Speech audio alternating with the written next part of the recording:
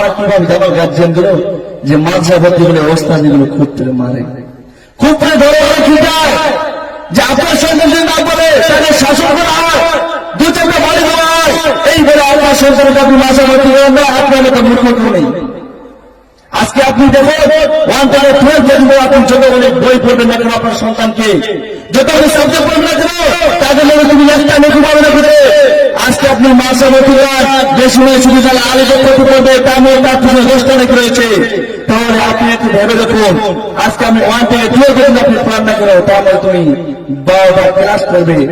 12টা subject পড়বে, বিভিন্ন subject পড়বে, তার মধ্যে তুমি একটা নতুন পাবে না। আজকে তুমি মাদ্রাসা ভর্তি করে বেশি বেশি নুরানি মাদ্রাসা করবে, তার মধ্যে আলিদের প্রতি পড়বে তার পিছনে 10টা অনেক রয়েছে। এই সাবজেক্টের মধ্যে কোন জায়গা লেখা আছে যে মদ খাওয়া হারাম, কোন মদ খাওয়া হারাম, নিচে খাওয়া হারাম, মিথ্যে খাওয়া হারাম, বিড়ি খাওয়া হারাম?